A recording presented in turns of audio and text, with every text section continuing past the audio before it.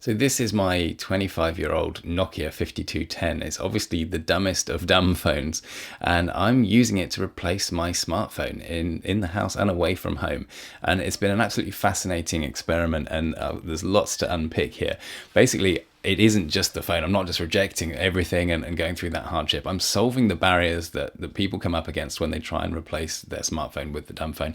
And I've done that by setting up basically a virtual assistant that runs on my Mac that I can interface with via SMS messages from this dumb phone.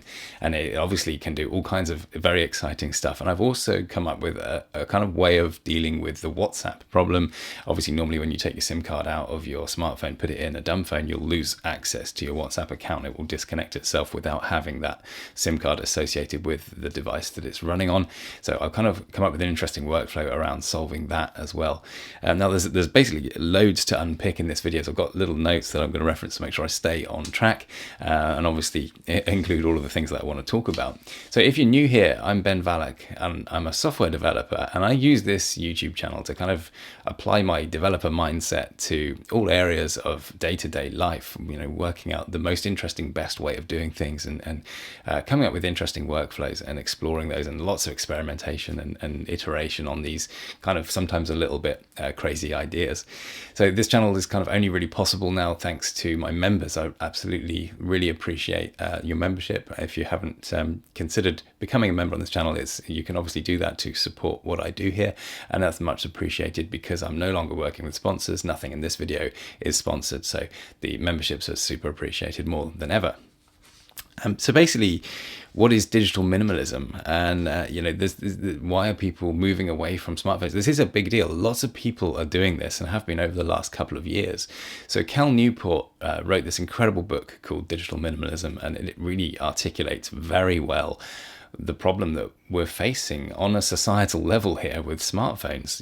We're sort of sold these things that make us more productive and we get more done. I actually think that's wrong on so many levels. Like it's the wrong device for pretty much everything it sets out to do. If you try and do anything productive on it, that keyboard is a nightmare. Typing anything on there is a nightmare. So if you kind of approach it from that perspective, if you're doing anything that involves typing on that phone, it's the least efficient way of doing that thing. It may make you able to do it in a time where you wouldn't normally be doing it. So you might, I guess, be able to do something like reply to a message sooner than you would had you not had the phone. But in terms of efficiency, it's always going to be more efficient to use a better tool for the job. And time block, essentially, you could bundle all of your communication tasks into one single slot, and that would be the most efficient way of doing it. So in terms of productivity, this is like an anti-productivity device. It lets you do everything all of the time, which is kind of really the opposite advice from all of the productivity thinking, which involves time blocking, these kinds of ideas. And that's just sort of when you're critical of its usefulness as a productivity tool. Once you actually start getting into the impact that these things have on mental health, and look at the correlation between sort of teenage mental health and the rise in smartphone use, the addictive nature of these things, the dopamine hits, and the sort of behavioral habits that we form when we use these things are all incredibly alarming. I turned off the tap on the screen, the tap to wake thing. I turned that off on my iPhone, and I was immediately aware how often I had been tapping the screen habitually, just to, this habit has formed as a result of the mechanisms that the software developers and big tech want us to just constantly engage with these things. This is kind of damaging, and it's taking our attention away from wherever we are. I've found myself so many times tapping and scrolling away on this phone when I'm in the kitchen and my family are trying to get my attention.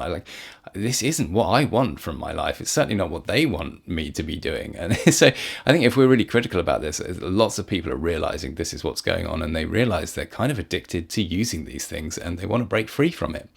But the reality is it's not that easy. And we'll get more onto that in a minute.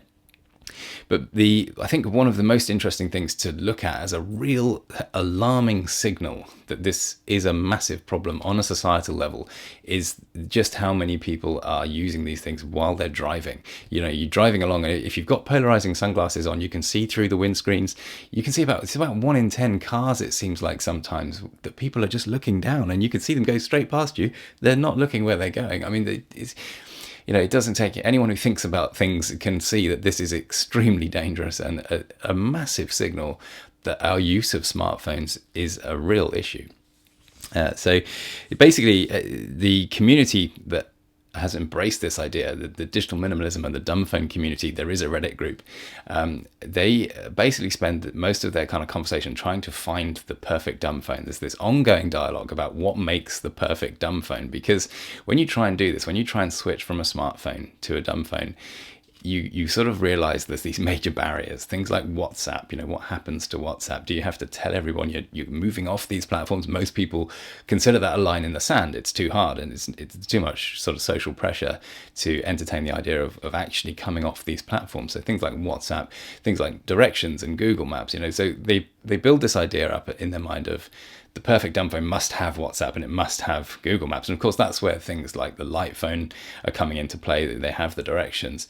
They still don't have WhatsApp, of course. So WhatsApp's basically only available on iOS and Android now. It used to be on iOS as well, but they've actually stopped supporting that now. So we are back to Android and iOS, which is, of course, the very worst of these, addictive, attention-grabbing platforms. So I think the way I've approached this is to actually, this idea of the social channels, so things like WhatsApp, Signal, and iMessages. I think if you really analyze it, what you don't want to have to happen is those accounts become inactive. It's okay if you haven't got access to those when you're away from home with just your Dumbphone. The main thing is that you don't have to tell people you've come off these platforms and that those are still methods of communicating with you.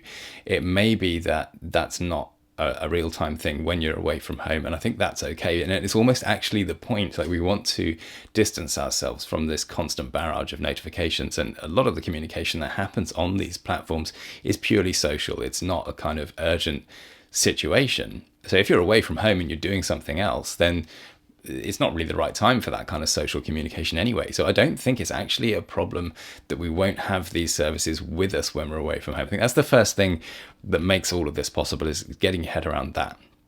And then, of course, we've got this idea of how do you actually take your SIM card from your smartphone and use it in a Dumbphone in a way that allows those accounts to remain active. And this is, of course, the big headache. But actually, the way I've solved this is quite simple. So first of all, you're going to get your head around this idea that you've got urgent communication and social communication. So you need your social accounts active, and you can use those on your Mac or your iPad as long as that account remains active, and that requires your SIM card in a real smartphone. So find an old smartphone around the house. I've got a 2016 iPhone SE with a broken home button and a useless battery, and I just keep that plugged in the house, and it's connected to Wi-Fi. And it means it's on iCloud as well. We'll get the significance to that as well, which we'll come back to. So that's got my real SIM card in it. And it means obviously anybody can phone that or message that, and it will still work with iMessage, still work with WhatsApp and all of those kinds of things. And those accounts can be accessed from the Mac. Now, all I have done to make this work with the Dumbphone is set up network forwarding from that SIM card to my Dumbphone, which has a different SIM card, a different number. So if somebody phones my normal number, it rings the Dumbphone. It's that simple. So I've got normal support for calls in that way. So that's urgent calls dealt with. Obviously this idea of being contactable, that's the whole point of a phone in the very first instance, is to be contactable in an emergency and to make calls in an emergency. And we've solved that using our existing number. So there's no kind of headache associated with this process. But then we've got this kind of fringe situation of urgent messages. We're happy with this idea that social messages can just be done at home on the Mac using the accounts that are still active. But obviously when we are away from home using just the Dumbphone, we're not getting those messages through those accounts. So what I've done here is set up a really interesting system. So all of the messages on the Mac that come into my iMessages account and WhatsApp will actually be looked at by a script that I have running on the Mac. It will just constantly cycle through checking unread messages. It gives me a 2-minute window to reply. So if I'm actually on the Mac, I will intercept this. They will become read and it won't even be processed. But basically, there's this script that runs all the time, and it checks it actually takes the message and it runs it through a local large language model on my Mac. It's not sending anything off to any server, it's running on the Mac. And it analyzes the message to see if it's an urgent message in nature.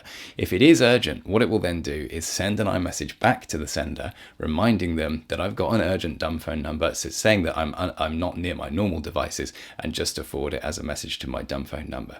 And in that message, it also includes this little caveat that if they wanted to save my number in the contact they have for me, to actually add a new contact for me, because there is this annoying bug, I call it a bug, in iMessage, where if they were to add my Dumbphone number to their existing contact for me, even if they selected that number when making a new message, iMessage still takes over and thinks it knows better and sends it as an iMessage, and it won't send to my Dumbphone number.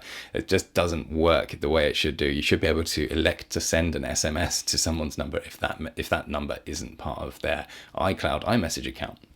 It doesn't work like that, but it does work fine if they add it as a separate contact. So this little autoresponder includes all of that information, and it obviously only sends this once per day. I've set it up to only send this once per day, so it's not going to badger them. But it's enough of a reminder if they've sent an urgent message to one of my modern social chat channels, it will let them know that I'm not getting that message and to resend it. So it doesn't forward anything on to me via SMS. It could easily be changed to do that. I just felt that if someone was sending me something through one of these modern secure channels, it shouldn't be automatically piped off to the insecure SMS. It should just reply to them. They can make that decision. So I think that workflow around dealing with urgent messages to the modern social platforms is really useful, and I'm so happy that this is working out. I've tested this, it does work. It picks these messages up, it sends back the autoresponder. I can be out with just the Dumbphone. I'm not distracted by this horrible modern smartphone, all of that stuff, and everything is actually just working pretty much as it always has done. People can send me social messages, I'll pick those up when I'm back at home. If it's an urgent message, they get reminded to just send it to the different number. Like, this is a non-issue. It solves the problem. It solves the WhatsApp problem, in my mind, that people face when they try and switch to a Dumbphone. So that's the first part of the thing. Oh, there was one thing to mention with that, with the SIM card in the old phone. Of course, because it's connected to iCloud, it allows your original number to still work seamlessly with things like two-factor authentication. And of course, it works on Wi-Fi calling as well. So it doesn't need to be left anywhere, to keep a good signal. That SIM card will work through Wi-Fi calling in the smartphone, the old smartphone. And, things like two-factor codes will just come up on your Mac and synchronize through. That point about messages, SMS messages to the original number is really significant. And we'll get onto that as the next sort of phase of what I've set up here. So I think the next biggest barrier that people come across when they try and switch to a Dumbphone is this idea of Google Maps, sort of turn-by-turn navigation when they're driving a car. Now, this is really interesting to me because I've actually always felt that normal sat-nav, this idea of a map being displayed in real time on the screen while you're driving, along with every single step given to you as a direction, I've always felt that's the wrong way, or not the optimum way of actually conveying a route to someone while they're driving. To me, in my mind, I've always had this idea that I'd still love, for someone to do this in the smartphone world or built into cars or whatever. But for me, the idea of being able to follow a route through simply following an instruction that's phrased like follow the road signs to, and then a place name. And if you needed to change the route, obviously that place name would change. But I think for most routes, this message would only need to change sort of a few times for a whole journey. Far less information to absorb than it would do if it's just telling you every single step, every junction, every roundabout. It could simply just summarize all of this, follow the road signs too, and great sections of the journey would work in that respect, and you wouldn't be distracted. There'd be no map, there'd be no constant input of instruction, and it would encourage you to keep your eyes on the road. I think this is an amazing idea. I would love to see this explored further, but I wanted to take this approach and see where it could be taken in terms of this whole Dumbphone thing. So what I've done is set up this script as a Python script that runs on the Mac, and I can send a text message from my Dumbphone's number to my original main number, and it will of course open up on the old iPhone that I have in the house. That will then synchronize through iCloud to the Mac.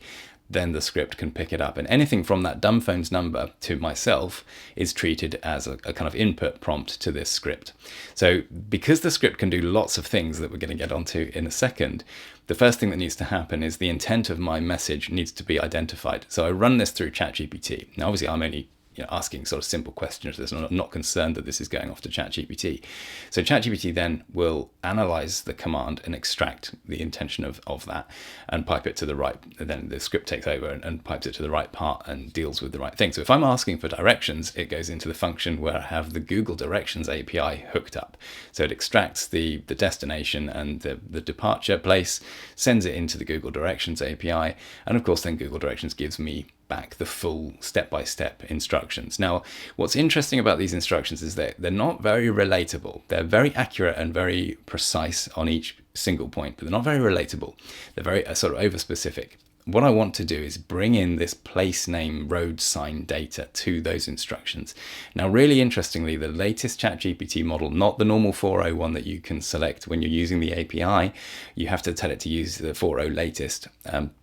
If you do that, it's aware of places and their kind of geographic position in relation to other places. So I can send the route, the instructions into that, and with the carefully worded prompt, and this took some rewording, I can actually get it to spit those back with the addition of the most likely names to be following when you're following that route from road signs. So this is actually sort of getting quite close to what I've always dreamed of in this kind of follow the road signs to logic for a route. And of course, the route itself is based on what Google comes up with, traffic aware, at the current moment in time, all of the things you'd expect from kind of modern technology with sat-nav. And then, of course, it needs to come back to my Dumbphone as a very short message. So ChatGPT, again, is used to summarize that down into 160 characters. So what you get out of this logic is basically very close to what you'd get if you asked somebody local for instructions on how to get to somewhere, or what would be the recommended route. They would say, oh, you want to go this way towards such and such, maybe on this road, follow the signs to this road, and so on until you get there. That's the kind of response I get. Now, obviously, this is a wildly different experience to the mapping you'd get on a smartphone. And I think that's kind of the point. This is more of a safety net. It's not something you're going to rely on. It's there if you need it, but of course, in reality, you're probably going to have other lines of sort of things that you're going to follow before you use that. You might look at an atlas or a map before the journey. You might consult with people. You might just rely on someone else in the car with you and use their their smartphone, their maps. There's lots of different ways. We're doing this because we want to move away from smartphones and not have a smartphone with us all the time. But it's really cool knowing that this system exists on the Dumbphone just to kind of fill in the gaps if you did get stuck. It's amazing knowing that you've got that super powerful and really relatable routing system available. So that's that one. I'm absolutely happy with that. I've tested out on a number of journeys, and the summary of the route that it suggests is just perfect. It's exactly what you'd hope for this. So it's definitely there as it's not, we've got to look at this. It's not a replacement basically for the smartphone. Clearly that would be the wrong way of looking at all of this. Otherwise you're just, you might as well just have a smartphone. We've got to do this with the mentality of you're going to embrace this. And the whole point of this is to use these things less and so on. So yeah, I think for me, it's working out where that line is, and is there enough utility in these small messages to bridge that gap and make me feel just that sort of a little bit more comfortable with the idea that I am still able to use this modern technology, but in this vastly more intentional way. Okay, so the next kind of thing that obviously smartphones do have utility for is weather.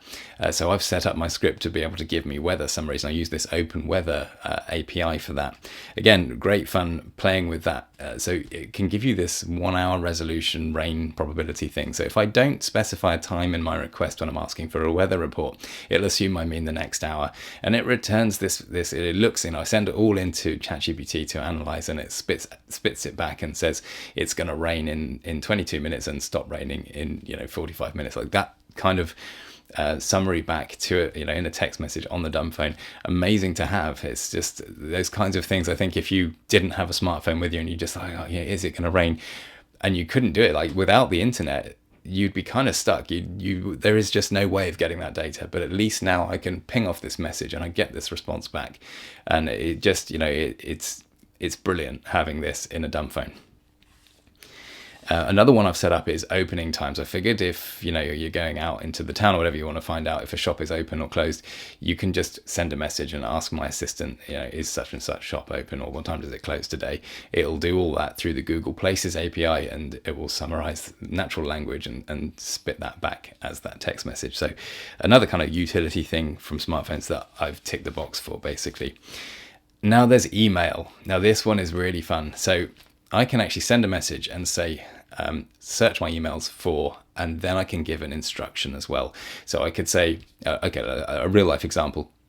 I got an email with a prescription collection code. So I could say, search my emails for prescription and return the collection code. So my script will extract the search word, and then it will use that in AppleScript to search my Apple Mail application inbox messages for that keyword, and then it will use a local large language model. Again, I'm not sending my emails off to any remote servers.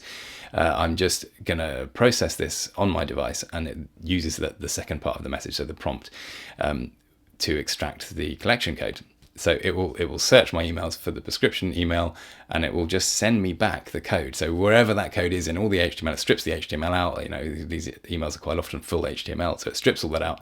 It'll look at the whole message and work out where the collection code is. And this is just such a perfect use of these large language models. They are so good at processing text like this.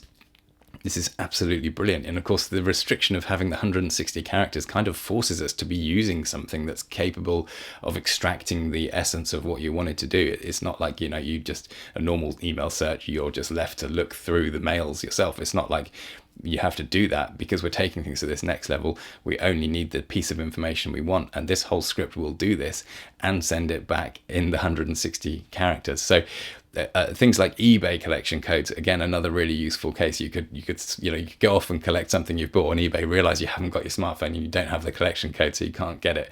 This system lets you kind of recover from that. Obviously, in the ideal world, you'd maybe just print the thing out or write it down before you go, but it's really nice knowing that you do have that ability. Or maybe you're waiting for an email and you have to go somewhere, that you can then check for that email when you get there, and this is all going to work from this script. So again, a brilliant sort of a tool to fill the gap there.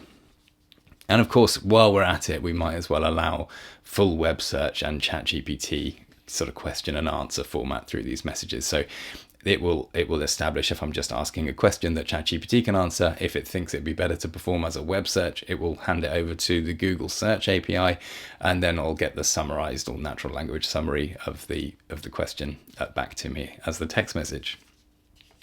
So this is, I think the whole point with this is that this is just not, I'm not sort of being prescriptive with what this utility of this script can do. You could obviously make your own assistant script to fill in the gaps with the kinds of things that you want to be able to do. And actually SMS is just this perfect mechanism for this. It lets you use the Dumbphone, but actually do all of these things just with simple prompts sent back to a Mac. It's not a big deal to do this. I think it's a really interesting kind of way of looking at the whole thing. I haven't got any calendar integration, but I could very easily set up the script so that I could add events to my shared calendar as a result of just sending an SMS from my Dumbphone. So the rest of my family would see it in their shared calendars. All kinds of modern functionality that we take for granted in smartphones, you could kind of recreate very easily just using this, and you could interface with it on the Dumbphone. Now, one of the main things, I know that we're going away from the scripts now, but it's worth just mentioning a couple of other points, I think, because we are talking about the barriers people face when they're looking at Dumbphones. Music, obviously, a lot of people think that the perfect Dumbphone would have Spotify, but of course, Spotify is just another algorithm-based subscription service. For me, I'm moving away from all of those kinds of things as well, the subscription services. I've actually rediscovered my old music collection on a really old hard drive. I thought I had it on my backup system. For some reason, I'd obviously decided it wasn't worth putting in the backup system, but luckily I still had it all on this old hard drive, and it just spun up and I've got it back in action. And I put all that on one of my really old 4th gen iPods. I replaced the hard drive with a flash storage in there, so it's got 128 gigabyte storage in there. I'm nowhere near using all of that, and I'm really enjoying just using an iPod in this room, actually, with the speakers here. The iPod's just there. I can come in here and just listen to music intentionally. Even if I'm working on the laptop in here, I don't have to play music from the Mac, the laptop. I can just leave it playing from the iPod, and just that fact that I'm sat down over there and I can't just constantly skip the track, it's drastically changed the way I'm listening to music again, and that whole process has been fantastic. So I'm not concerned about music at all. I don't think that's a real barrier. If you want to move away from a smartphone, you're moving away from a smartphone. You can just start listening to music however you like. We've got CDs in the Land Rover. I'm starting to get CDs off eBay again and ripping them and getting them on the iPod. So that's absolutely fine. That's a non-issue for me. And then there's cameras, of course. Obviously, smartphone cameras are pretty awesome for what they are. A lot of people would see that as a big barrier to the dumb phone thing. For me, actually, I'm not concerned about that. I'm really kind of into cameras and things, so I'm much happier with the idea of taking something like what I'm filming on now, which is the ZV-E1. This is a tiny deck of cards sized camera, fits into any small bag. If you didn't want to go with something that big, then there's a load of fun to be had with carrying an action camera with you. So something like the Dumbphone and an action camera and an iPod if you want to listen to music when you're out and about. I don't tend to think that music actually needs to follow you around everywhere. I'd rather just sort of have times when I'm listening to music. But if I did want, music when I'm away from home, a small iPod or iPod Nano, I've got an old iPod Nano as well, which I am kind of thinking of getting some small in-ear monitors and keeping that as the portable setup. Those three things, action camera, Dumbphone and a small iPod, lovely set of intentional things that you can keep with you and kind of actually enjoy all of the things that the smartphone has given us the compromised version of. And I know the compromise element is kind of subjective. Arguably, they are much more powerful with the music subscription services having ability to listen to any music. But of course, the reason we're in this position is because a lot of people are finding this algorithm based, too much stuff, too much ability to constantly keep skipping. It's diluting the essence of the thing you tried to set out to do in the first place. So this whole experiment is very much coming at it from that perspective. And I think that's kind of important and interesting to consider. So we set out to sort of explore this idea of finding the perfect dumb phone. Is the Nokia 5210 the perfect dumb phone, a 25-year-old phone? I think the main reason it falls short is the battery. So I bought a new battery off eBay as just a super cheap. I don't think it's anything like as good as the original Nokia batteries were back in the day. It still only lasts about a day, which is no improvement over a smartphone. So I think if we're really doing the dumb phone thing, you do need multiple days of battery life. It ideally wants to be a week. So this is obviously just all an experiment. I may go towards a more modern dumb phone. I may even go back to a smartphone with everything taken off. I don't know. I'm not really happy with that idea. I like the sort of purist approach of exploring this all the way there. What is fascinating about the 5210 is it's a 2G phone. It's only 2G. 2G as a network, I know it's being turned off. I don't even think you've got it in America anymore. In the UK, we've still got it until 2035 or 6 or something like that. It's brilliant. So because you're only doing things that require the 2G network, you don't actually need the internet. You're just using the thing for the SMS and the calls. And the coverage, I find, especially in Wiltshire here, it's way better than if you're trying to use a device that's always on the internet. So there are loads of places where I would try and message my wife previously to where I would collect her, and the signal was so bad, iMessage would just really struggle, and then you get this horrible situation where iMessage gives up and tries to send it as an SMS, but if the recipient still got internet, the reply comes back as an iMessage, which you then don't get. It's just a complete fiasco, and it's a nightmare. Whereas with the Dumbphone, it's got like just loads of bars of signal. It can be used for calls and SMS messages. It doesn't have this constant issue with trying to keep this connection to the internet, which just seems so much harder with the 4G networks. Obviously, if you're in an area where you've got full 5G, you might not experience that. But around here, it's really hard to get a stable 4G connection, and 5G is basically non-existent. So that in itself was a really interesting find about using a 2G phone. I think 2G is absolutely brilliant for what it is. And the interface on the Nokia is amazing. Of course, it's full of nostalgia for me. I did actually have the 5210 as my old phone. And annoyingly, I've still got it, but it doesn't turn on. This one I actually got off eBay for £15. But the whole experience, the T9 predictive text, real physical keyboard, brilliant. I'll obviously, you'll either know the nostalgic kind of process of that, but I think even by today's standards, there's something about the intentionality of using an interface like that. It's all specific. There are specific commands, and there's no sort of vagary around typing on a software keyboard. The predictive text will either match the word or it won't. The accuracy of a physical keyboard obviously is 100%. It's great fun using this old device. So yeah, we're pretty much there. I would love to hear your thoughts on this. You know, how far have you gone down this rabbit hole? If you're looking at digital minimalism, have you read the book? You know, what are you doing? What are the barriers that have potentially stopped you from getting this far? I'd love to hear all of that. And I'll see you in the next video.